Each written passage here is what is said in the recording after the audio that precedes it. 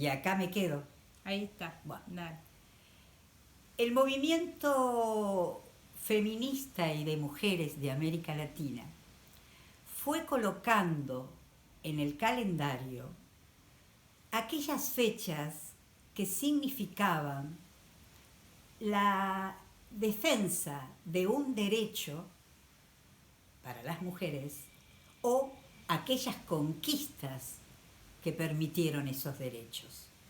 Este es el caso que nos convoca hoy con el 21 de junio, que es el Día de la Educación No Sexista. Y ese día se lo debemos a una red que se llama REPEM, Red de Educación Popular entre Mujeres de América Latina y el Caribe. Esta red la construyeron algunas compañeras de muchos países de América Latina y el Caribe que necesitaban encontrarse para elaborar teorías, para reflexionar, para analizar sobre un feminismo latinoamericano y caribeño, por un feminismo que contemplara las distintas razas, las distintas etnias, cómo vivían las nativas, qué pasaban con las negras, cómo vivían, desde una perspectiva de la educación popular, viendo a esas mujeres en sus violencias, en sus invisibilidades, en sus trabajos en el campo, en su falta del agua cotidiana, en su pobreza permanente, y construir desde allí esos corpus teóricos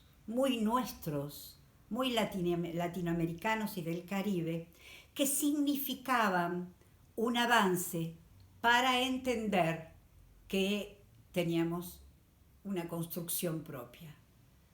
Porque sabemos que las primeras feministas de este continente tuvimos una herencia fundamentalmente europea, norteamericana y muy blanca, con grandes figuras que les agradecemos un montón, que aprendimos un montón, pero faltaba lo nuestro.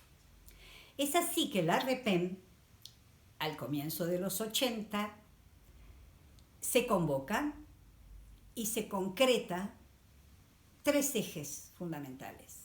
Uno era la educación popular, con qué perspectiva de educación popular se iba a trabajar con estas mujeres.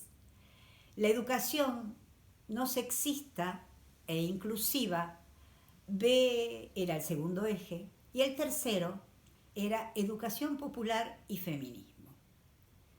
En una de las primeras asambleas se aceptó trabajar la educación no sexista.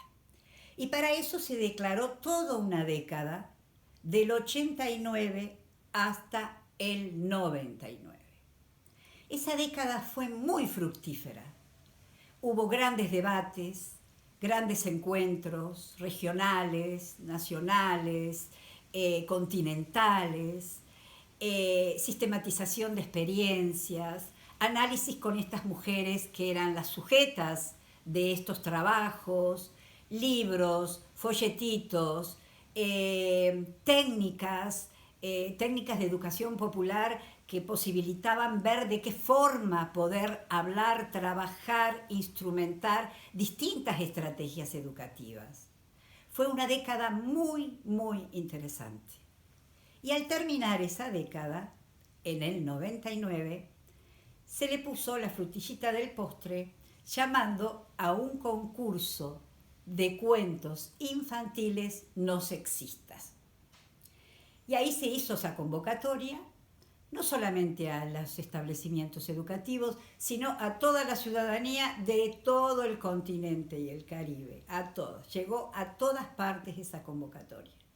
Y se recibieron 234 libros, es decir, cuentos hechos por varones, mujeres, no había ahí ninguna caracterización de quiénes lo tenían que hacer. Y a las argentinas nos tocó el revisar esos cuentos para ver si realmente estaban respetando las indicaciones que se habían dado para el concurso, que no tenían que ser no sexistas. Cuando hablamos de sexismo, estamos hablando de los estereotipos de género que hacen que los varones sean y que las mujeres seamos o hayamos sido y seguimos siendo de tal o tal forma, con algunos roles específicos y esos estereotipos que forman la cultura que hemos tenido y que gracias a los feminismos y al trabajo en estas últimas décadas vamos hackeando a ese patriarcado que tanto nos encuadró en determinados roles. De ese concurso salen 6 cuentos elegidos. La mayoría eran argentinas, que hicimos una convocatoria en Córdoba para entregarles una premiación. Y el cuentito que está aquí, que tiene los 6 cuentos infantiles no sexistas,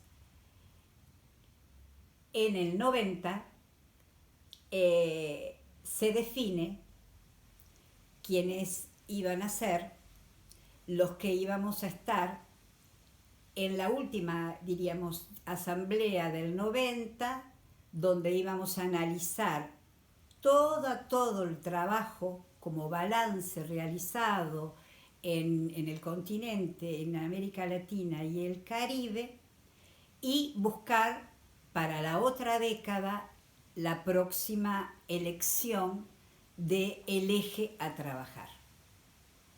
Y este librito, que se llama nada más ni nada menos que No nos vengan con cuento, que tiene ya más de 20 años y tuvo 3 ediciones, me provoca terminar este contacto con ustedes diciendo, no nos vengan con cuento, diciéndonos que no tenemos que cambiar el lenguaje, porque en la historia de la humanidad siempre el lenguaje fue cambiado. No nos venga con cuento que algunas palabras no las tenemos que decir, que la E no la tenemos que pronunciar. No nos vengan con cuento que las teorías de género se están apresurando como demasiado en la incorporación de diversidades y que todo puede ser incluido allí, porque eso lo estamos haciendo y lo seguiremos haciendo. Así que el no nos vengan con cuento, vayan a contarlo a otro lado, porque nosotras seguiremos cambiando la historia. Sobre todo, ustedes que están trabajando para la educación, para un cambio educativo, tienen una joya en las manos, que es la ESI, Educación Sexual Integral. Allí, en la ESI, todo puede ser trabajado, todo puede ser analizado y todo puede dejar de ser naturalizado para que la historia siga cambiando. Muchas gracias y que tengan un hermoso 21 de junio recordando esta hermosa historia.